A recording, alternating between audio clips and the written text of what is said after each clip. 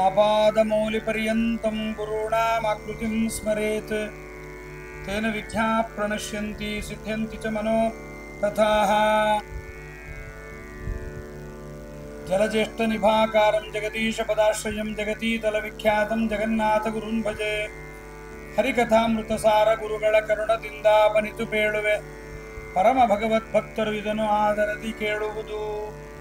ಶ್ರೀರಮಣಿ ಕರಕಮಲ ಪೂಜಿತ ಚಾರು ಚರಣ ಸರೋಜ ಬ್ರಹ್ಮ ಸಮೀರವಾಣಿ ಫಣೀಂದ್ರವೀಂದ್ರ ಭವೇಂದ್ರ ಮುಖವಿನುತ ನೀರಜ ಭವಾಂಡೋದಯ ಸ್ಥಿತಿ ಕಾರಣನೆ ಕೈವಲ್ಯದಾಯಕ ನರಸಿಂಹನೆ ನಮಿಪೆ ಕರುಣೆ ಪುದೆ ಮಗೆ ಮಂಗಳವ. ಶ್ರೀ ಗುರುಭ್ಯೋ ನಮಃ. 30ನೇಯ ಕಕ್ಷದ ತನಕ ಬಂದಿದ್ದೇವೆ. 49ನೇ ಪದ್ಯ ಇವತ್ತು. ದೇವತೆಗಳಿಂ ಪ್ರೇಷ್ಯರೆನಿಪರು ದೇವಗಂಧರ್ವರುಗಳಿಂದವರಿಂದಾವ ಕಾಲಕು ಶಿಕ್ಷಿತರು ನರನಾಮ ಗಂಧರ್ವ ಕೇವಲ ಅತಿ ಸದ್ಭಕ್ತಿ ಪೂರ್ವಕ ಯಾವದಿಂದ್ರಿಯಗಳ ನಿಯಾಮಕ ಶ್ರೀವರನೆ ಎಂದರಿತು ಭಜಿಪರು ಮಾನುಷೋತ್ತಮರು ದೇವಗಂಧರ್ವರು ಇವರಿಬ್ಬರ ಬಗ್ಗೆ 49ನೇ ಕಕ್ಷದಲ್ಲಿ ಹೇಳ್ತಾರೆ. ಪದಚ್ಛೇದ: ದೇವತೆಗಳಿಂ ಪ್ರೇಷ್ಯರೆನಿಪರು ದೇವಗಂಧರ್ವರುಗಳು ಇವರಿಂದಾವ ಕಾಲಕ್ಕೂ ಶಿಕ್ಷಿತರು ನರನಾಮ ಗಂಧರ್ವ ಕೇವಲ ಅತಿ ಸದ್ಭಕ್ತಿಪೂರ್ವಕ ಯಾವತ್ತು ಇಂದ್ರಿಯಗಳ ನಿಯಾಮಕ ಶ್ರೀವರನೆ ಎಂದರಿದು ಭಜಿಪರು ಮಾನುಷೋತ್ತಮರು. ಹಿಂದಿನ ಪದ್ಯದಲ್ಲಿ ಚಿರುಪಿತೃಗಳಿಗಿಂತ ದೇವಗಂಧರ್ವರಿಗಿಂತ ಚಿರುಪಿತೃಗಳು ಕಡಿಮೆ, ಆಮೇಲೆ ಮನುಷ್ಯ ಗಂಧರ್ವರು ಇವರು 100 ಗುಣದಿಂದ ಕಮ್ಮಿ ಎಂಬುದನ್ನು ಹಿಂದಿನ ಪದ್ಯದಲ್ಲಿ ಹೇಳಿದ್ರು. ಇವತ್ತಿನ ಪದ್ಯದಲ್ಲಿ ಈ ದೇವಗಂಧರ್ವರು ಮನುಷ್ಯ ಗಂಧರ್ವರು ಈ ಮನುಷ್ಯೋತ್ತಮರು ಏನು ಮಾಡ್ತಾರೆ ಎಂಬುದನ್ನು ಹೇಳ್ತಾರೆ. ದೇವತೆಗಳಿಂ ಪ್ರೇಷ್ಯರೆನಿಪರು, ದೇವಗಂಧರ್ವಗಳ ಕೆಲಸ ಏನು ಅಂದ್ರೆ ದೇವತೆಗಳಿಗೆ ಸಾಕ್ಷಾತ್ತಾಗಿ ಸೇವೆಯನ್ನು ಮಾಡುತ್ತಾರೆ. ದೇವತೆಗಳಿಗೆ ಸಾಕ್ಷಾತ್ತಾಗಿ ಸೇವೆ ಮಾಡುವ ಯೋಗ್ಯತೆ ದೇವಗಂಧರ್ವರಿಗಿದೆ. ಅವರಿಂದ ಪ್ರೇಷ್ಯರೆನಿಸ್ಬರು ದೇವಗಂಧರ್ವರುಗಳಿಂದ ಅವರಿಂದ ಕಾಲಕ್ಕೂ ಶಿಕ್ಷಿತರು ನರನಾಮ ಗಂಧರ್ವರು. ಈ ದೇವಗಂಧರ್ವರುಗಳಿಗೆ ದೇವತೆಗಳು ಸಾಕ್ಷಾತ್ ಸೇವೆಯನ್ನು ಮಾಡುತ್ತಾರೆ. ಅವರಿಂದ ಯಾವ ಕಾಲಕ್ಕೂ ಆದೇಶವನ್ನು ಪಡೆಯುತ್ತಾರೆ. ಮನುಷ್ಯಗಂಧರ್ವರು ದೇವಗಂಧರ್ವರು ಮನುಷ್ಯಗಂಧರ್ವರಿಗೆ ಆದೇಶವನ್ನ ಮಾಡ್ತಾರೆ. ಮನುಷ್ಯಗಂಧರ್ವರು ತಾವು ಯಾವತ್ತೂ ಕೂಡ ಆ ದೇವಗಂಧರ್ವರು ಹೇಳಿದ ಕೆಲಸವನ್ನು ಮಾಡ್ತಾರೆ. ಈ ದೇವಗಂಧರ್ವರು ಏನಂತ ಉಪಾಸನೆ ಮಾಡ್ತಾರೆ ದೇವರನ್ನ ಅಂತ, ಕೇವಲ ಸದ್ಭಕ್ತಿ ಪೂರ್ವಕ ಯಾವದಿಂದ್ರಿಯಗಳ ನಿಯಾಮಕ ಶ್ರೀವರಣೆ ಎಂದರಿದು ಭಜಿಪರು ಮಾನುಷೋತ್ತಮರು. ಬಹಳ ಉತ್ತಮವಾದ ಭಕ್ತಿಯನ್ನು ಪರಮಾತ್ಮನಲ್ಲಿ ಮಾಡುತ್ತಾರೆ. ಎಲ್ಲ ಇಂದ್ರಿಯಗಳ ನಿಯಾಮಕ ಶ್ರೀರಮಣ ಪರಮಾತ್ಮನೇ ಎಂಬುದಾಗಿ, ಶ್ರೀವರ ಅಂದ್ರೆ ಶ್ರೀರಮಣ, ಲಕ್ಷ್ಮೀದೇವಿಗೆ ಗಂಡ, ಅರಿತು ಭಜನೆ ಮಾಡುತ್ತಾರೆ. ಭಜನೆ ಮಾಡತಕ್ಕಂತಹ ನರರೇ ಮಾನುಷೋತ್ತಮರು ಎಂಬುದಾಗಿ ತಿಳಿಯಬೇಕು ಎಂಬುದಾಗಿ, ಹೀಗೆ ಸ್ವಮುಖೇ ನೇಮ ದೈವೇರ್ಯ ಆಜ್ಞಪ್ತಾ ಸರ್ವದಾ ಗಣಾ ಆಖ್ಯಾತಾ ದೇವಗಂಧರ್ವಾ ಯೇ ತ್ವನ್ಯ ಮುಖ ಗೋಚರಾ ಮಾನುಷಾಸ್ತೇಚ ಗಂಧರ್ವ ಅಂತ ಸತತ್ವರತ್ನಮಾಲಾದಲ್ಲಿ ವಿಠಲಾಚಾರ್ಯರ ತಾರತಮ್ಯ ಕ್ರಮದಲ್ಲೂ ಕೂಡ ಇದನ್ನು ತಿಳಿಸಿದ್ದಾರೆ. ಇವರು ಮನುಷ್ಯೋತ್ತಮರು ಏನು ಮಾಡ್ತಾರೆ ಅಂದ್ರೆ ಕೇವಲ ಸದ್ಭಕ್ತಿ ಪೂರ್ವಕತೆ. ಕೇವಲ ಅಂದ್ರೆ ಮುಖ್ಯವಾಗಿ ಪರಮಾತ್ಮನೇ ಸರ್ವೋತ್ತಮ ಅಂತ ತಿಳಿತಾರೆ. ಎಲ್ಲ ಇಂದ್ರಿಯಗಳ ನಿಯಾಮಕ ಪರಮಾತ್ಮ ಅಂತ ತಿಳಿತಾರೆ. ಬೇರೆ ಇಂದ್ರಿಯಗಳಿಗೆ ಬೇರೆ ಬೇರೆ ದೇವತೆಗಳಿದ್ದಾರೆ. ಕಣ್ಣಿಗೆ ಸೂರ್ಯ ಚಂದ್ರರು, ಕಿವಿಗೆ ದಿಗ್ದೇವತೆಗಳು, ನಾಲಿಗೆಗೆ ಅಗ್ನಿ ವರುಣರು, ಕೈಗೆ ದಕ್ಷ ಪ್ರಜಾಪತಿ, ಕಾಲಿಗೆ ಜಯಂತ ಯಜ್ಞನಾಮಕ ಪರಮಾತ್ಮ ಎಲ್ಲ ಇದ್ದಾರಲ್ಲ. ಇದ್ದರೂ ಕೂಡ ಈ ದೇವತೆಗಳ ಒಳಗೆ, ತತ್ವಾಭಿಮಾನಿ ದೇವತೆಗಳೊಳಗೆ ವಾಯುದೇವರಿದ್ದು, ವಾಯುದೇವರೊಳಗೆ ಪರಮಾತ್ಮನೇ ಮುಖ್ಯವಾಗಿ ನಿಯಾಮಕನಾಗಿರ್ತಾನೆ ಅಂತ ದೇವರಲ್ಲಿ ಉತ್ತಮವಾದ ಭಕ್ತಿಯನ್ನು ಮಾಡುತ್ತಾರೆ. ದೇವರಿಂದ ಇವರೆಲ್ಲರೂ ಕೂಡ ನಿಯಮಿತರಾಗಿದ್ದಾರೆ ಎಂಬುದಾಗಿ ತಿಳಿಯುತ್ತಾರೆ. ಇವರು ಮನುಷ್ಯೋತ್ತಮರು ಎಂಬುದಾಗಿ ಹೇಳಿ ಈ ಮುಂದಿನ 50ನೇ ಪದ್ಯದಲ್ಲಿ ಈ ಬೃಹತ್ ತಾರತಮ್ಯ ಸಂಧಿಯಲ್ಲಿ ಕೆಲವು ಕಡೆ ಗುಣಗಳು ತಾರತಮ್ಯ ಹಿಂದು ಮುಂದಾಗಿ ಆಚಾರ್ಯ ದೇವತೆಗಳ ಜೊತೆಗೆ 19ನೇ ಕಕ್ಷದ ವಿಸ್ತಾರ ಇವೆಲ್ಲವನ್ನ ಮಾಡಿದರು. ಈ ಎಲ್ಲ ವಿಸ್ತಾರವನ್ನ ಮಾಡಿದ್ದನ್ನ ದಾಸರಾಯರು ಇದು ಯಾಕೆ ಹೀಗೆ ಮಾಡಿದ್ದೀನಿ ಅಂದ್ರೆ ನನ್ನ ಸ್ವಂತದ್ದೇನಲ್ಲ, ವೇದವ್ಯಾಸರು ಭಾಗವತ ಮೊದಲಾಗಿರ್ತಕ್ಕಂತಹ ಗ್ರಂಥಗಳಲ್ಲಿ ಹೀಗೆ ಮಾಡಿದ್ದಾರೆ. 10 ಅಂತಂದ್ರೆ 100 ಅಂತ ಇಟ್ಕೋಬೇಕು, 100 ಒಂದು ಕಡೆ 10 ಅಂತ ಇಟ್ಕೋಬೇಕು, ಹೀಗೆಲ್ಲ ಬಹುತ್ವವಾಚಿ ಎಂಬುದು ಇರುತ್ತೆ ಎಂಬುದನ್ನು ಹೇಳ್ತಾ ಇದ್ದಾರೆ.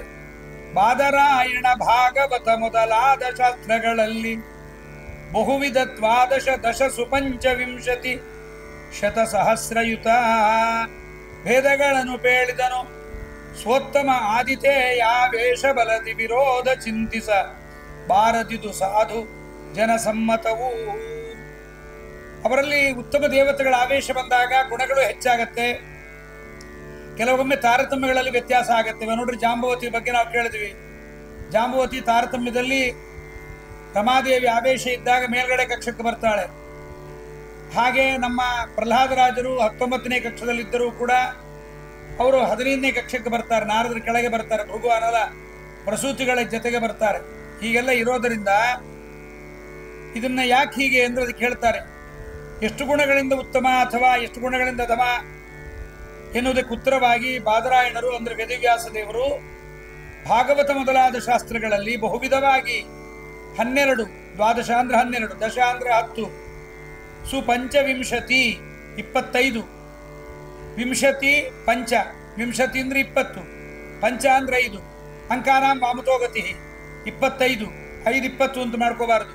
ಪಂಚವಿಂಶತಿ ಅಂದ್ರೆ 20, 5 ಹೆಚ್ಚಾಗಿರುವ ವಿಂಶತಿ ಅಂದ್ರೆ 25, ಶತ 100, ಮತ್ತೆ ಸಹಸ್ರ 1000, ಅಯುತ ಅಂತ ಪದಚ್ಛೇದ ಮಾಡ್ಕೊಳ್ರಿ, ಸಹಸ್ರಯುತ ಅಂತ ಮಾಡ್ಕೋಬೇಡ್ರಿ. ಪದಚ್ಛೇದ ಮಾಡಿಕೊಳ್ಳುವಾಗ ಸಹಸ್ರ ಅಯುತ, ಅಲ್ಲಿ ದಯವಿಟ್ಟು ಸಹಸ್ರದ ಮೇಲ್ಗಡೆ ಒಂದು ಕೆಳಗಡೆ ಏರೋ ಮಾರ್ಕ್ ಹಾಕಿ ಆ ಅಂತ ಬರ್ಕೊಳ್ರಿ. ಸಹಸ್ರ ಅಯುತ ಭೇದಗಳ ಪೇಳಿದನು, ಹೀಗೆಲ್ಲ ಬೇರೆ ಬೇರೆ ಸಂಖ್ಯೆಗಳನ್ನು ಹೇಳಿದ್ದಾರೆ.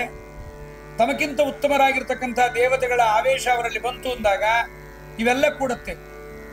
ಉತ್ತಮರ ಆವೇಶ ಕಡಿಮೆಯವರಲ್ಲಿ ಬಂದಾಗ ಈ ನಾವು ಹೇಳ್ತಕ್ಕಂಥ ಈ ಭೇದಗಳೆಲ್ಲ ಕೂಡುತ್ತೆ. ವಿರೋಧ ಇದೆ, ಇದೇಕಿದು ಶಾಸ್ತ್ರದಲ್ಲಿ ವಿರೋಧ, ಇದನ್ನೇ ಇವತ್ತು ಜನ ಮಾಡ್ಕೊಂಡಿರೋದು.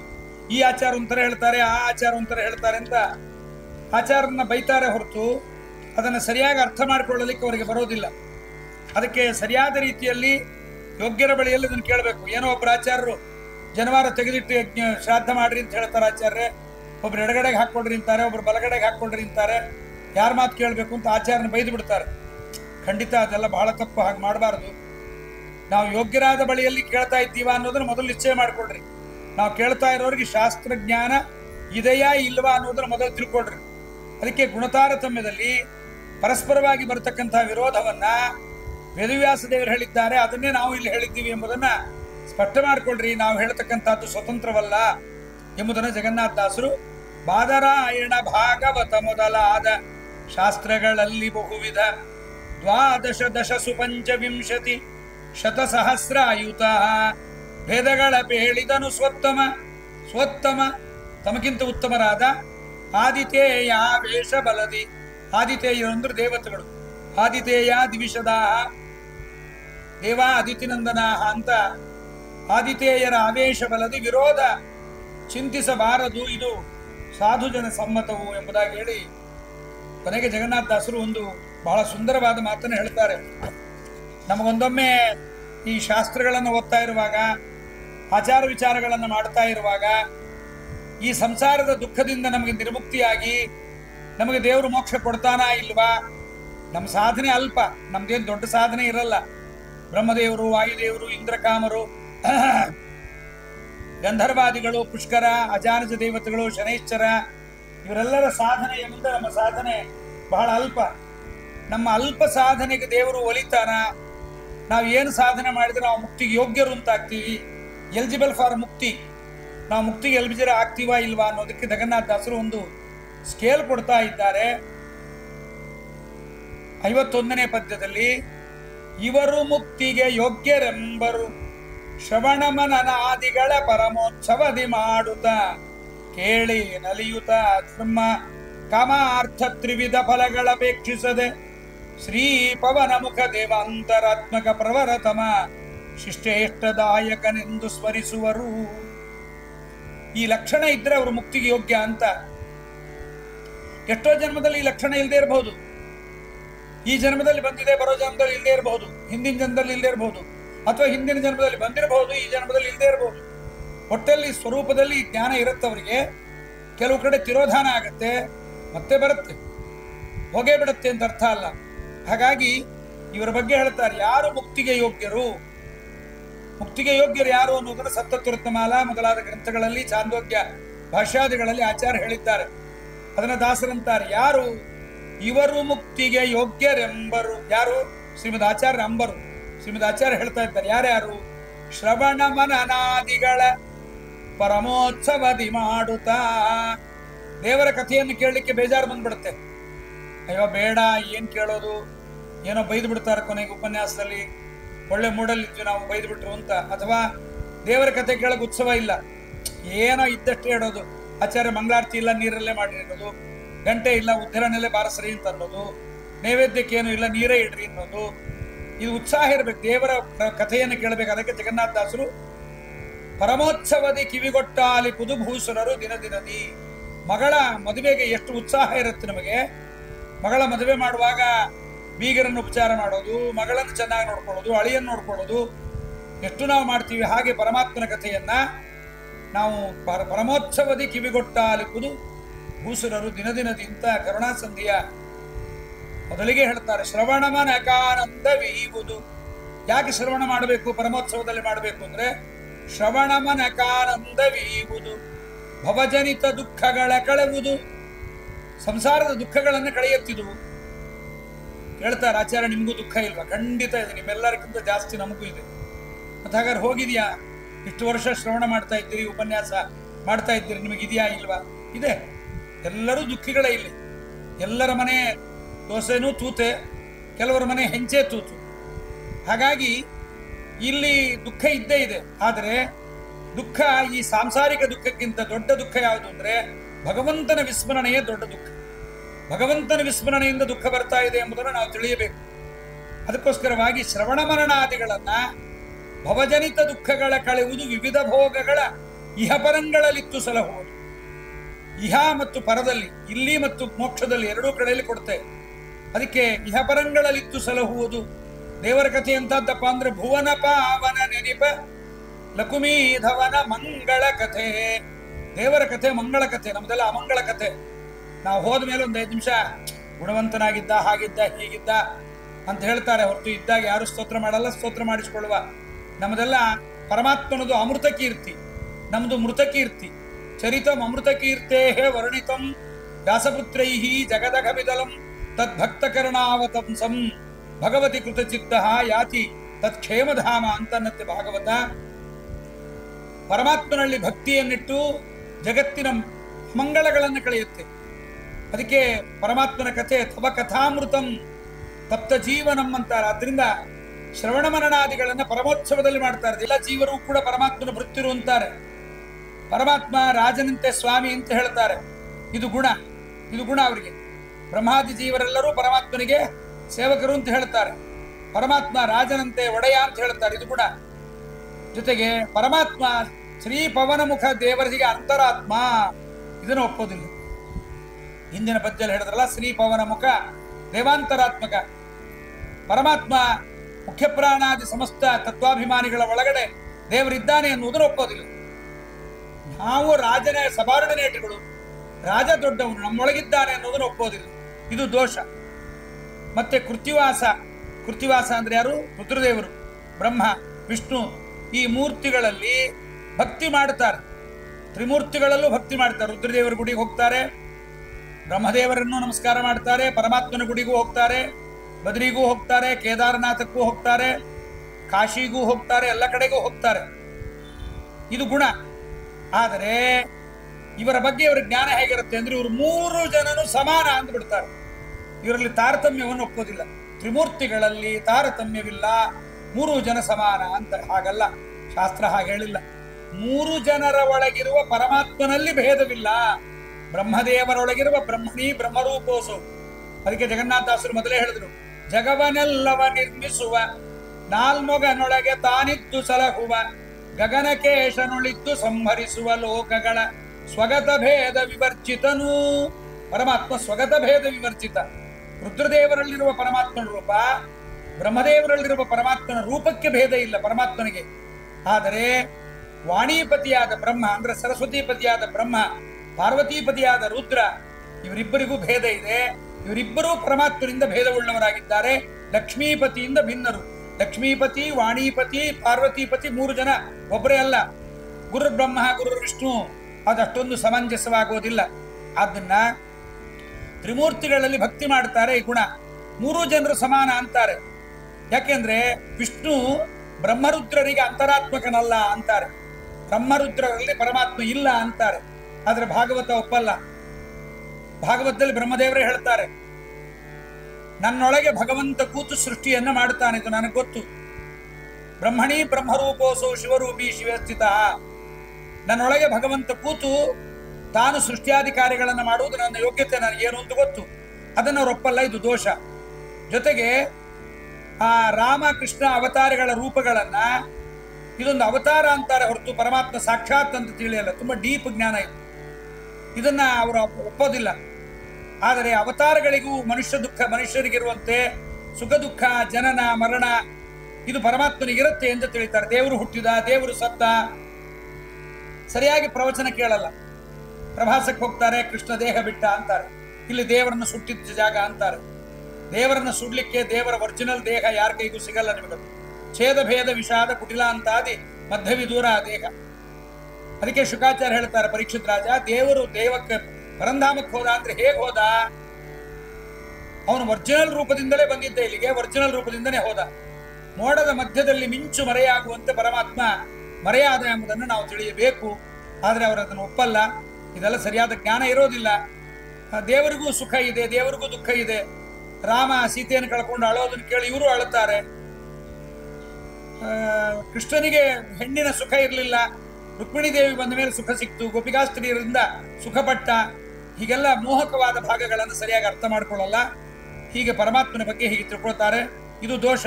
ಹೀಗೆ ಗುಣದೋಷಾತ್ಮಕರು ಅಂತ ನಿತ್ಯ ಸಂಸಾರಿಗಳು ಅಂತ ಜಗನ್ನಾಥದಾಸರು ಎಂತ ಎಷ್ಟು ಪದ ಇದು. ನಿತ್ಯ ಸಂಸಾರಿಗಳು ಗುಣಾತ್ಮಕರು ದೋಷಾತ್ಮಕರು ಆಗಿದ್ದಾರೆ, ಇದು ದೋಷ. ಹೀಗೆ ಗುಣದೋಷಗಳು ಇವರಲ್ಲಿ ಇರುತ್ತೆ, ಇದು ಸ್ವಭಾವ.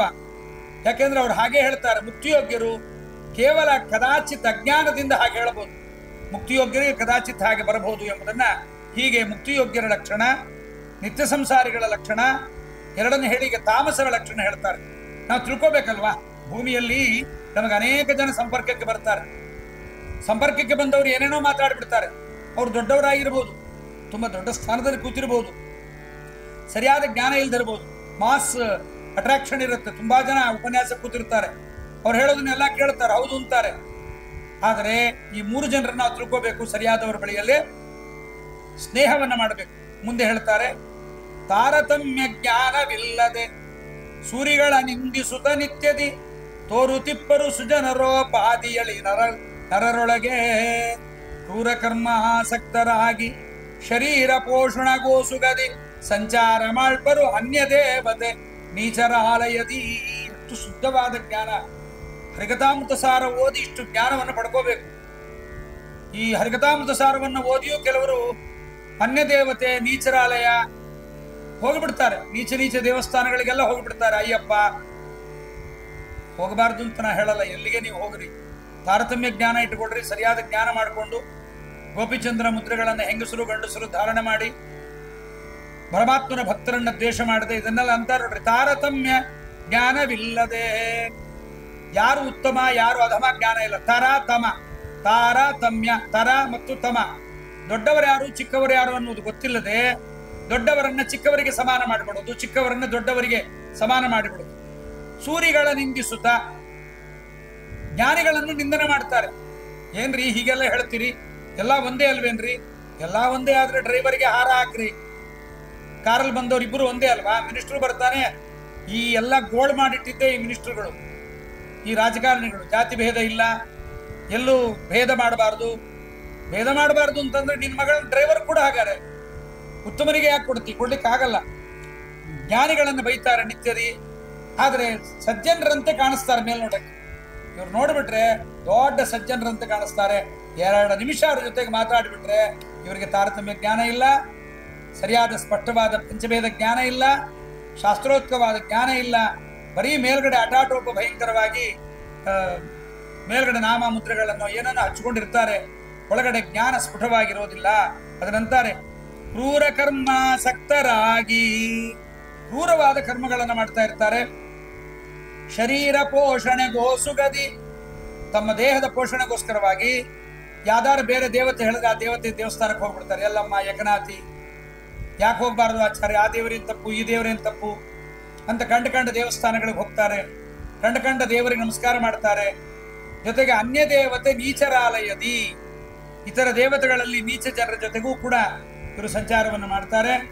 ತಾರತಮ್ಯ ಜ್ಞಾನವನ್ನು ಸಂಪಾದನೆ ಮಾಡಿದೆ. ಅದಕ್ಕೋಸ್ಕರನೇ ಜಗನ್ನಾಥದಾಸರು ಇಡೀ ಹರಿಕಥಾಮೃತ ಸಾರದಲ್ಲಿ 7-8 ಸಂಧಿಯಲ್ಲಿ ಗುಣತಾರತಮ್ಯ ಸಂಧಿ, ಕಕ್ಷಾ ತಾರತಮ್ಯ ಸಂಧಿ, ಆರೋಹಣ ತಾರತಮ್ಯ ಸಂಧಿ, ಅವರೋಹಣ ತಾರತಮ್ಯ ಸಂಧಿ, ಅಣುತಾರತಮ್ಯ ಸಂಧಿ, ಹೀಗೆ ಬಹುಸಂಧಿಗಳನ್ನ ಮಾಡಿ ತಾರತಮ್ಯ ಜ್ಞಾನವನ್ನು ಸಂಪಾದನೆ ಮಾಡ್ರಪ್ಪ. ತಾರತಮ್ಯ ಪರಿಜ್ಞಾನಾತ್ ತೇಷು ಧ್ಯಾತೋ ವಿಮುಕ್ತಿಗಃ ಪ್ರೀತಿಂಚ ನಾನ್ಯಥಾ ಯಾಯಾತ್. ಪರಮಾತ್ಮನ ಪ್ರೀತಿಯಾಗಬೇಕು ಅಂದ್ರೆ ತಾರತಮ್ಯ ಪರಿಸರವಾಗಿ, ಬರೀ ಹರಿಸರ್ವೋತ್ತಮ ವಾಯುಜೀವೋತ್ತಮ ಅಂತ ಮಧ್ವನಿಮೆ ದಿವಸ ಬಿಸಿಬೇಳೆ ಹುಳಿಯನ್ನ ಹೈಗ್ರೀವ ತಿಂದು ಬಂದ್ರೆ ಬರೀ ಹರಿಸರ್ವೋತ್ತಮ ಅಂದ್ರೆ ಪ್ರಯೋಜನ ಇಲ್ಲ.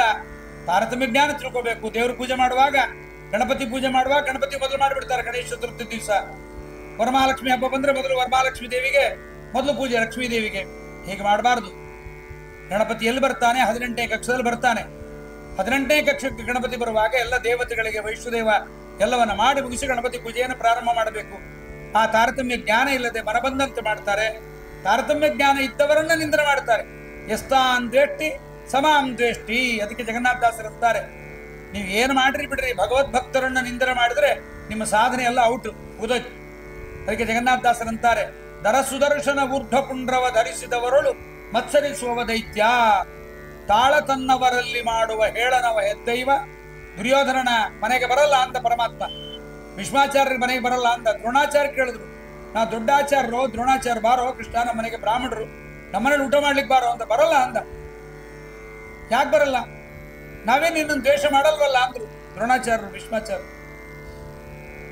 ನಾವೇನ್ ನಿನ್ ದ್ವೇಷ ಮಾಡಲ್ಲ, ಪರಮಾತ್ಮ ಅಂತ ನನ್ನನ್ನು ದ್ವೇಷ ಮಾಡಲ್ಲ, ಪಾಂಡವರನ್ನು ದ್ವೇಷ ಮಾಡ್ತೀರಿ ಅಂತ. ಪಾಂಡವರನ್ನು ದ್ವೇಷ ಮಾಡಿದ್ರೆ ನಿಂಗೇನ್ ಕಷ್ಟ? ಪರಮಾತ್ಮ ಅಂತಾನೆ, ಮಮ ಪ್ರಾಣಾಹಿ ಪಾಂಡವ, ಪಾಂಡವರು ನನ್ನ ಪ್ರಾಣ. ನೀವು ಭಗವದ್ಭಕ್ತರನ್ನು ನಿಂದನೆ ಮಾಡಿಕೊಂಡು ಭಗವಂತನ ಪೂಜೆ ಮಾಡಿದರೆ ಭಗವಂತ ಸ್ವೀಕಾರ ಮಾಡೋದಿಲ್ಲ. ತಾಳ ತನ್ನವರಲ್ಲಿ ಮಾಡುವ ಹೇಳನವ ಹೆದ್ದೈವ ವಿದುರನ ಆಲಯದಿ ಪಾಲುಂಡ. ಸೀದ ಪರಮಾತ್ಮ ವಿದುರನ ಮನೆಗೆ ಹೋದ. ಯಾಕೆ? ವಿದುರ ದ್ರೌಪದಿ ಮಾನ ಸಂರಕ್ಷಣೆಯಲ್ಲಿ ಪಾಲ್ಗೊಂಡ. ಒಳಗ ಮರ್ಯಾದೆಯನ್ನು ಉಳಿಸಲಿಕ್ಕಿದ್ದು ಸರಿಯಲ್ಲ ಅಂತ ಹೇಳಿದ. ಅವರ ಅರಿಗಿನ ಮನೆಯ ವಾಸದಲ್ಲಿ ಅವರಿಗೆ ದುಃಖ ಆಗಿದ್ದಕ್ಕೆ ಪರಿಹಾರ ಮಾಡಿಕೊಟ್ಟ. ಅದನ್ನು ಬಿಟ್ಟು ಭೀಷ್ಮಾಚಾರ್ಯರು, ದ್ರೋಣಾಚಾರ್ಯ ನೀವೆಲ್ಲ ಪಾಂಡವರ ದ್ವೇಷ ಮಾಡಿದ್ದೀರಿ, ನಾವು ನಿಮ್ಮ ಬಳಿಗೆ ಬರೋದಿಲ್ಲ. ವೈಷ್ಣವ ದ್ವೇಷ ಹೇತುನ್ಮೇ ಭಸ್ಮಸಾತ್ ಕುರುಮಾಧವ ಅಂತ ದೇವರಲ್ಲಿ ಪ್ರಹ್ಲಾದರಾಜರು ಅಂತಾರೆ, ಸ್ವಾಮಿ ನಮ್ಮ ತಂದೆ ನಿನ್ನನ್ನ ದ್ವೇಷ ಮಾಡಿದ್ರೆ ಪರವಾಗಿಲ್ಲ, ನಿನ್ನ ದ್ವೇಷದ ಜೊತೆಗೆ ಮದ್ಭಕ್ತ ದ್ವೇಷ ಏವಚ, ಭಗವದ್ಭಕ್ತರ ದ್ವೇಷ ಅದು ಅತ್ಯಂತ ದೋಷಪೂರಿತವಾಗಿರುತ್ತೆ, ಅದನ್ನು ಮಾಡಬಾರದು. ಹೀಗೆ ಜಗನ್ನಾಥದಾಸರು ತಾರತಮ್ಯ ಜ್ಞಾನವುಳ್ಳವರನ್ನ ನಿಂದಿಸುವುದು, ಜ್ಞಾನಿ ಸಜ್ಜನ ಅಂತ ದಂಭಾಚಾರ ಮಾಡ್ತಾರೆ. ಮೇಲ್ಗಡೆ ನಾನು ಜ್ಞಾನಿ, ದೊಡ್ಡ ದೊಡ್ಡ ಶಾಲೆ ಹೊತ್ಕೋತಾರೆ, ದೊಡ್ಡದಾಗಿ ಮುದ್ರೆಗೋಪಿಚಂದ್ರನ ಹಚ್ಕೋತಾರೆ, ದೊಡ್ಡ ದೊಡ್ಡ ತುಳಸಿ ಮಣಿಗಳು ಹಾಕೋತಾರೆ, ಎಲ್ಲವನ್ನ ಮಾಡಿ ಡಂಭಾಚಾರ ಮಾಡ್ತಾರೆ. ಲೋಕಕ್ಕೆ ನೋಡುವಂತೆ ಡಂಭಾಚಾರ ಮಾಡ್ತಾರೆ. ದೇವರು ನಿಷೇಧ ಮಾಡಿದ್ದಾನೆ ಪರಮಾತ್ಮ ಕೆಲವೊಂದು ಕರ್ಮಗಳನ್ನು ಮಾಡಬಾರದು ಅಂತ. ಆ ಕರ್ಮಗಳನ್ನ ಮಾಡ್ತಾ ಉದರ ಪೋಷಣೆಗೋಸ್ಕರವಾಗಿ ಬೇರೆ ದೇವತೆಗಳಲ್ಲಿ ಬೇರೆ ದೇವತೆಗಳ ನಮಸ್ಕಾರ ಮಾಡಬಾರದು ಅಂತ ಎಂದು ಹೇಳಿಲ್ಲ. ಗಣಪತಿ ಪೂಜೆ ಮಾಡಬಹುದು, ಇಂದ್ರನ ಪೂಜೆ ಮಾಡಬಹುದು, ಎಲ್ಲರನ್ನು ಮಾಡ್ರಿ. ಎಲ್ಲರ ಒಳಗೆ ಭಗವಂತ ನಿಯಾಮಕನಾಗಿ ಮಾಡ್ತಾನೆ. Supreme hero is the God of Hari. ಪರಮಾತ್ಮನೊಬ್ಬನೇ ಸುಪ್ರೀಂ ಗಾಡು, ಇವ್ರು ಯಾರು ಅಲ್ಲ. ಇವ್ರನ್ನೇ ಸುಪ್ರೀಂ ಅನ್ಬೇಡ್ರಿ. ಅದನ್ನ ತಿಳಿಯದೆ ಹೀಗೆ ಮಾಡ್ತಾರೆ. ಹಾಗೆ ಮಾಡೋದ್ರಿಂದ ಅದನ್ನ ಹಿಂಸಾದಿ ಕರ್ಮಗಳನ್ನು ಮಾಡ್ತಾರೆ. ಹೊಟ್ಟೆ ತುಂಬಿಸಿಕೊಳ್ಳಿಕ್ಕೋಸ್ಕರವಾಗಿ ಭಕ್ತಿ ಇಲ್ಲದೆ ದೇವತೆಗಳ ಜೊತೆಗೆ ಹೋಗ್ತಾರೆ. ನೀಚರ ಸಂಘವನ್ನು ಮಾಡ್ತಾರೆ. ಇದಿಷ್ಟು ತಾಮಸರ ಲಕ್ಷಣ ಎಂಬುದಾಗಿ ಹೇಳಿ ಜಗನ್ನಾಥದಾಸರು ಬರೆದ ಈ 53 ಪದ್ಯಗಳನ್ನ 53 ವಜ್ರದ ಹಾರ, ಈ ವಜ್ರದ ಹಾರವನ್ನ, ರತ್ನದ ಮಾಲೆಯನ್ನ ದೇವರ ಪಾದಾರವಿಂದಗಳಿಗೆ ಅರ್ಪಣೆಯನ್ನು ಮಾಡ್ತಾ ಇದ್ದಾರೆ. ದಶಪ್ರಮತಿ ಮತಾಬ್ಧಿಯೋಳು ಸುಮನಸರಣಿ ಪರತ್ನಗಳ ಅವಲೋಕಿಸಿ ತೆಗೆದು ಪ್ರಾಕೃತ ಸುಭಾಷಾ ತಂತುಗಳ ರಚಿಸಿ ಅಸುಪತಿ ಶ್ರೀರಮಣೆಗೆ ಸಮರ್ಪಿಸಿದೆ. ಸಜ್ಜನರಿದನು ಸಂತೋಷದಲ್ಲಿ ದೋಷಗಳೆಣಿಸದಲೆ ಕಾರುಣ್ಯದಲ್ಲಿ ನಿತ್ಯ. ಎಷ್ಟು ವಿನಯ ಜಗನ್ನಾಥದಾಸರಿಗೆ. ಅನೇಕ ಕಡೆ ಹೇಳ್ತಾರೆ, ಬುದ್ಧಿ ವಿದ್ಯಾ ಬಲದಿ ಹೇಳಿದ ಶುದ್ಧ ಕಾವ್ಯವಿದಲ್ಲ ಮಧ್ವವಲ್ಲಭತಾ ವದನದೊಳಿದ್ದು ನುಡಿದಂದದಲ್ಲಿ ನಾ ನುಡಿದನಲ್ಲದೆ. ಪ್ರಾಕೃತೋಕ್ತಿಗಳೆಂದು ಬರಿದೆ ಮಹಾ ಕೃತಜ್ಞರು ಜರಿವರಲ್ಲದೆ.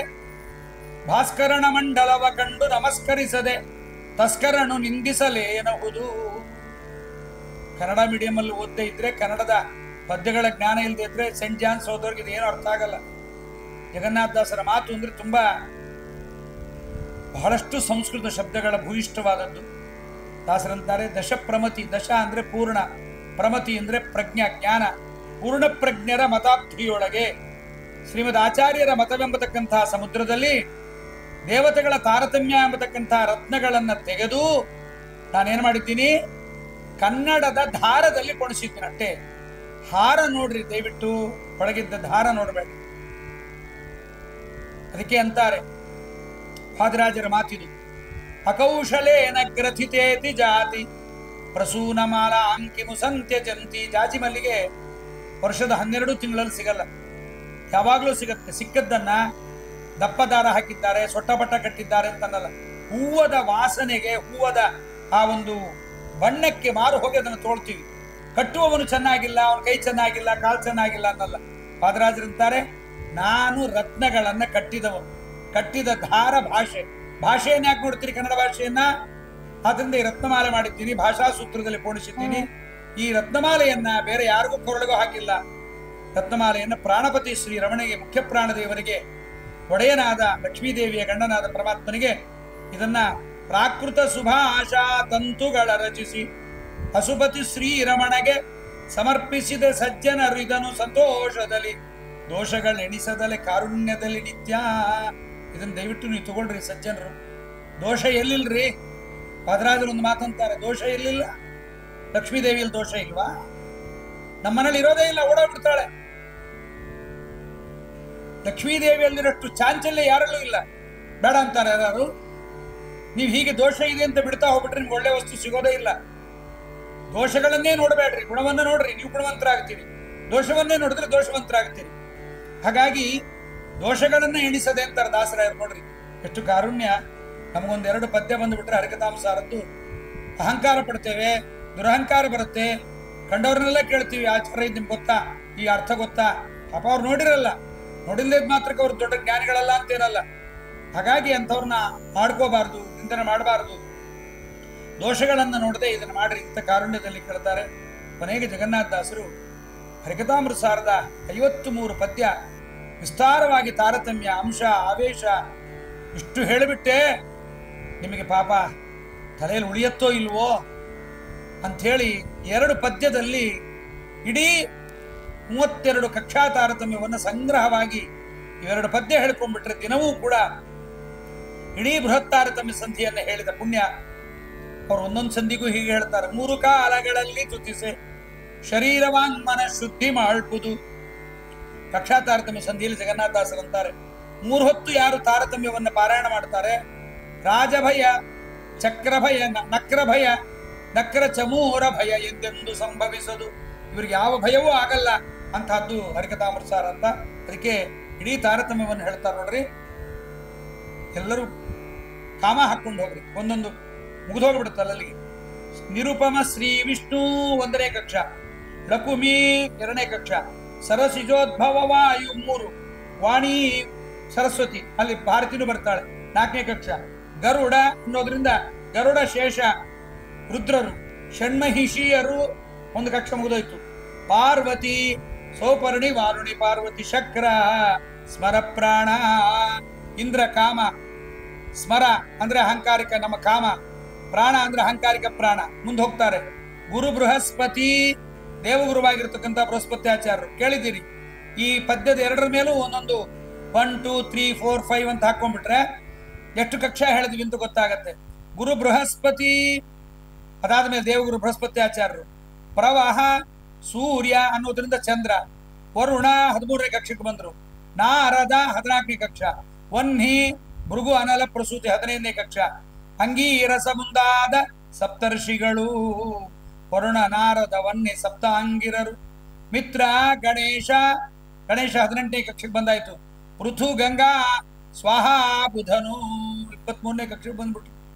ಬುಧನ ತನಕ ಬರುವಾಗ 23ನೇ ಕಕ್ಷಕ್ಕೆ ಬಂದ್ಬಿಡ್ತಾರೆ. ಧರಣಿ ತನಯ ಶನಿ ಈಶ್ಚರಣು ಪುಷ್ಕರಣ ಜಾನಜ ಚಿರಪಿತರು. ಗಂಧರ್ವರೀವರು ದೇವಮಾನುಷ ಚಕ್ರವರ್ತಿಗಳು. ನರರುಳುತ್ತಮ ಮಧ್ಯಮ ಆದಮ ಕರೆಸುವರು. ಮಧ್ಯೋತ್ತಮರು ಈರೆರಡು ಜನ ಕೈವಲ್ಯ ಮಾರ್ಗಸ್ಥರಿಂದ ನಮಿಪೇ. ಇದೇ ದೊಡ್ಡವರ ಕಾರುಣ್ಯ ರೀ. ದೊಡ್ಡವರು ಏನೇ ಮಾಡಿದ್ರು ಅಲ್ಪರಿಗೂ ಕೂಡ ಸಾಧನೆಯನ್ನು ಮಾಡಿಸ್ಬೇಕು. ನೀವು ಒಬ್ಬರೇ ಸಾಧನೆ ಮಾಡ್ಕೊಂಡು ಹೋದೆ ಅಲ್ಲ, ಜೊತೆಗಿದ್ದವ್ರಿಗೆ ಸಾಧನೆ ಮಾಡಿಸ್ಬೇಕು. ಕೆಲವರು ಜೊತೆಗಿದ್ದವ್ರಿಗೆ ಸಾಧನೆ ಮಾಡಿಸ್ತಾರೆ, ಕೆಲವರು ತಾವು ಅಂತರ್ಧಾನ ಆದ ಮೇಲೂ ಪರಂಪರೆಯ ತಮ್ಮ ಜ್ಞಾನವನ್ನ ಹಿಮಾಲಯ ಹತ್ತಿ ಬರುವಾಗ ಕೆಲವರು ಬರ್ತಾ ಅಲ್ಲೆಲ್ಲೆಲ್ಲೇ ದೊಡ್ಡ ದೊಡ್ಡ ಧ್ವಜಗಳನ್ನ ಇಟ್ಟು ಬರ್ತಾರೆ. ಮುಂದೆ ಹೋಗೋರಿಗೆ ದಾರಿ ಗೊತ್ತಾಗದೇ ಇರಬಾರದು ಅಂತ. ಹಾಗಾಗಿ ಜಗನ್ನಾಥದಾಸರು ತಾವಿದ್ದಾಗಲೂ ಅನೇಕರನ್ನು ಉದ್ಧಾರ ಮಾಡಿದ್ದಾರೆ. ಶ್ರೀಮದ್ ಆಚಾರ್ಯರು, ವಾದರಾಜರು, ನಮ್ಮ ವಿಜಯೇಂದ್ರರು, ರಾಘವೇಂದ್ರ ಸ್ವಾಮಿಗಳು ಇವರೆಲ್ಲರೂ ಕೂಡ ತಾವಿದ್ದ ಕಾಲದಲ್ಲಿ ಅನೇಕರಿಗೆ ಸಾಧನೆಯನ್ನು ಮಾಡಿಸಿದ್ರು.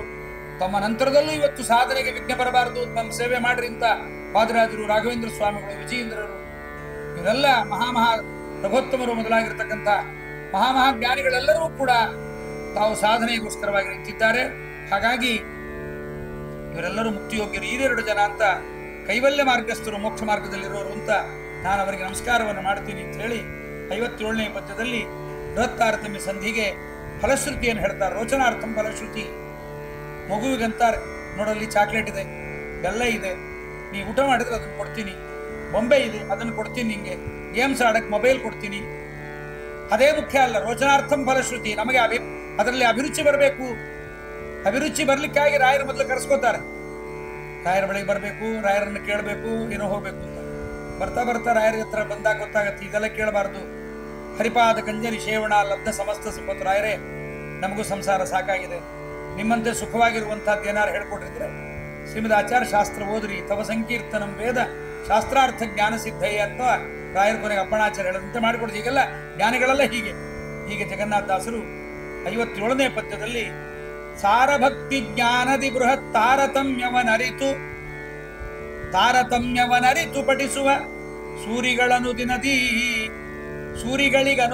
ಪುರುಷಾರ್ಥಗಳ ಪೂರೈಸಿ ಕಾರುಣಿಕ ಮರುತ ಅಂತರಾತ್ಮಕ ಮಾರಮಣ ಜಗನ್ನಾಥ ವಿಠಲ ತೋರಿಕೊಂಬನು ಹೃತ್ಕಮಲದೊಳು ಯೋಗ್ಯತೆಗಳ ನರಿತು. ಈ ಪದ ಜಗನ್ನಾಥದಾಸರಿ ಯೋಗ್ಯತೆಗಳ ನರಿತು ಅನ್ನೋದನ್ನ ಎಲ್ಲೂ ಬಿಡಲ್ಲ. ದೇವ್ರಿಗೆ ದರ್ಶನ ಕೊಟ್ಬಿಡ್ತಾನೆ, ನಿಮ್ಗೆಲ್ಲ ಆಗ್ಬಿಡುತ್ತೆ ಅಂದ್ರೆ ನಿಮ್ಮ ಯೋಗ್ಯತೆ ಏನಿರುತ್ತೋ, ನಿಮ್ಮ ಸಾಧನೆ ಏನಿರುತ್ತೋ. ಆಸ್ಪತ್ರೆಗೆ ಹೋಗಿ ಬಂದ್ಬಿಡ್ರಿ, ರೋಗ ಪರಿಹಾರ ಆಗತ್ತೆ ಅಂತ. ಆಸ್ಪತ್ರೆಗೆ ಹೋದ ಬಂದ್ಬಿಟ್ಟ, ಡಾಕ್ಟರ್ ಕನ್ಸಲ್ಟಿಂಗು, ಪಥ್ಯ, ಔಷಧ ಎಲ್ಲವೂ ಆಗಬೇಕು. ಸುಮ್ಮನೆ ಹರಿಕಥಾಂಸಾರ ಕೇಳ್ಬಿಟ್ರೆ ಅಂತಲ್ಲ, ಅದನ್ನ ಕೇಳಿ ಸಾರ ಭಕ್ತಿ ಜ್ಞಾನದಿ. ಸಾರ ಅಂದ್ರೆ ಉತ್ತಮವಾದ ಭಕ್ತಿ, ಉತ್ತಮವಾದ ಜ್ಞಾನಪೂರ್ವಕವಾಗಿ ಬೃಹತ್ತಾರತಮ್ಯವನ್ನ ಅರಿತು ಪಠಿಸುವ. ಇಲ್ಲಿ ಏನ್ ಹೇಳಿದ್ದಾರೆ, ಇದನ್ನು ಯಾರು ಅರಿತು ಯಾರು ಪಠನ ಮಾಡ್ತಾರೆ, ಯಾರವರು? ಜ್ಞಾನಿಗಳು, ಸೂರಿಗಳು ಅಂತಾರೆ ದಾಸರ. ಅದನ್ನು ಯಾರು ಹೇಳ್ತಾರೆ? ಸೂರಿಗಳು. ಅನುದಿನದಿ ಪುರುಷ, ಸೂರಿಗಳಿಗೆ ಅನುದಿನದಿ, ಆ ಜ್ಞಾನಿಗಳಿಗೆ ಅನುದಿನದಲ್ಲಿ ಅವರ ಪುರುಷಾರ್ಥಗಳನ್ನ ಪರಮಾತ್ಮ ಪೂರೈಸಿ ಕಾರುಣಿಕ ಮರುತ ಅಂತರಾತ್ಮಕ. ಕಾರುಣಿಕ ಪರಮಾತ್ಮ ಮಹಾ ಕಾರುಣ್ಯವಂತ. ನಾವು ಮಾಡಿದ ಸಾಧನೆಗೆ ಮೋಕ್ಷ ಆಗಲಿ, ಮಾನವ ಜನ್ಮ ಆಗಲಿ, ಊಟ ತಿಂಡಿ ಆಗಲಿ, ನಾವು ಹೇಳ್ಬಿಡ್ತೀವಿ ಏನೋ ಪುಣ್ಯ ಮಾಡಿದ್ದಪ್ಪ ಚೆನ್ನಾಗಿದ್ದಾನೆ ಅಂತ. ನೀ ಮಾಡಿದ ಪುಣ್ಯ ಗರಿಕೆ ಹುಲ್ಲಿನಂತೆ, ನಿನ್ನ ಪಾಪ ಸಮುದ್ರದಂತೆ ಬರುವ ಪಾಪ ಗರಿಕೆಯನ್ನು ಕಿತ್ತೆಸ್ತು ಬಿಡುತ್ತೆ ನಿನ್ನ ಪುಣ್ಯವನ್ನ. ಪಾಪ ಸಮುದ್ರದಂತೆ, ಗರಿಕೆ ಹುಲ್ಲಿನಷ್ಟೇ ಪುಣ್ಯ. ಓ, ನನ್ನ ತೆಂಗಿನ ಮರದಂಗೆ ತಿಳ್ಕೊಂಡಿರ್ತೀಯ. ಇಲ್ಲ, ಪರಮಾತ್ಮ ಕರುಣಾವಂತ, ಅವನಿಗೆ ಕಾರುಣ್ಯವಿದೆ. ಆದ್ರಿಂದಲೇ ನಮ್ಮನ್ನು ರಕ್ಷಣೆ ಮಾಡ್ತಾ ಇದ್ದಾನೆ. ಅವನಿಗೆ ರಕ್ಷಣೆ ಮಾಡಬೇಕು ಅಂತ ದೇವರಿಗೆ ನಾವು ಹೋಗಿದ್ವಿ, ಹುಂಡಿಗೆ ದುಡ್ಡು ಹಾಕಿದ್ವಿ, ನಾವು ದೇವ್ರ ನೋಡಿದ್ವಿ, ನಾವು ತೀರ್ಥಯಾತ್ರೆ ಮಾಡಿದ್ವಿ, ಅದಕ್ಕೆ ದೇವ್ರು ನೋಡ್ಕೋತಾನೆ. ಅದಕ್ಕಾಗಿ ದೇವ್ರ ಹತ್ರ ಹೋಗಬೇಕು. ನೀ ಹೋದ್ರೂ ನೋಡ್ಕೋತಾನೆ, ಹೋಗದೇ ಇದ್ರು ನೋಡ್ಕೋತಾನೆ. ಆದ್ದರಿಂದ ಕಾರುಣಿಕ ಯಾರವನು? ದೇವರನ್ನ ಮರುತ ಅಂತರಾತ್ಮಕ. ಮರುತರು ಯಾರು? ವಾಯುದೇವರು. ಅವರ ಅಂತರಾತ್ಮಕ ಯಾರವನು? ಮಾರಮಣ. ಮರುತಾಂತರಾತ್ಮಕ ಯಾರು? ಬೇರೆ ಯಾರು ಅಲ್ಲ. ಮರುತಾಂತರಾತ್ಮಕ ಲಕ್ಷ್ಮೀ ರಮಣ ಪರಮಾತ್ಮ, ಭಾರತೀ ರಮಣ ಪರಮಾತ್ಮ. ಭಾರತೀ ರಮಣನ ಒಳಗಿರ್ತಕ್ಕಂಥ ಲಕ್ಷ್ಮೀ ಪರಮಾತ್ಮ, ಲಕ್ಷ್ಮೀದೇವಿ ಒಡೆಯನಾಗಿರ್ತಕ್ಕಂಥ ಮಹಾರಮಣ ಯಾರವನು? ಜಗನ್ನಾಥ ವಿಠಲ. ವಿದಾ ಜ್ಞಾನೇನ ಠಾನ್ ಮೂರ್ಖಾನ್ ಲಾತೀತಿ ವಿಠಲ. ವಿಠಲ ಅಂದರೆ ಆ ವಿಠಲ ಅನ್ನುವಾಗ ಒಳಗಿದ್ದ ಅಜ್ಞಾನವನ್ನು ಕಳೆದು ಮೂರ್ಖರನ್ನ, ವಿತ್ ಅಂದ್ರೆ ಜ್ಞಾನ, ವಿ ಅಂದ್ರೆ ಜ್ಞಾನ, ಜ್ಞಾನವನ್ನು ಕೊಟ್ಟು ಠಾನ್ ಮೂರ್ಖಾನ್, ಜ್ಞಾನ ಕೊಟ್ಟು ಮೂರ್ಖರನ್ನ ಜ್ಞಾನದಿಂದ ಅವರನ್ನು ಉದ್ಧಾರ ಮಾಡ್ತಾನಾದ್ರಿಂದ ಅವನು ವಿಠಲ. ಯಾರವನು? ಜಗನ್ನಾಥ ವಿಠಲ. ತೋರ್ಕೊಂಡು ನಮ್ಮ ಹೃದಯದಲ್ಲಿ ದರ್ಶನವನ್ನು ಕೊಡ್ತಾನೆ. ಯಾವಾಗ? ಅವರವರ ಯೋಗ್ಯತೆಗೆ ತಕ್ಕಂತೆ ಅವರ ಹೃದಯ ಕಮಲಗಳಲ್ಲಿ ಪರಮಾತ್ಮ ದರ್ಶನ ಕೊಡ್ತಾನೆ ಎಂಬುದನ್ನ ಹೀಗೆ ಜಗನ್ನಾಥದಾಸರು ಬಹಳ 57 ಪದ್ಯಗಳಿಂದ ಬಹಳ ವಿಸ್ತಾರವಾಗಿ ಬಹಳ ಅದ್ಭುತವಾದ ಈ ಕಾವ್ಯವನ್ನು ಬರೆದುಕೊಟ್ಟಿದ್ದಾರೆ. ನೀವೆಲ್ಲರ ಅನೇಕ ಜನ ಭಗವದ್ಭಕ್ತರು ಇದನ್ನ ಬಹಳ ದಿವಸಗಳಿಂದ ಮಧ್ಯದಲ್ಲಿ ಬೇಕಾದರೂ ಕೇಳ್ತಾ ಇದ್ದೀರಿ.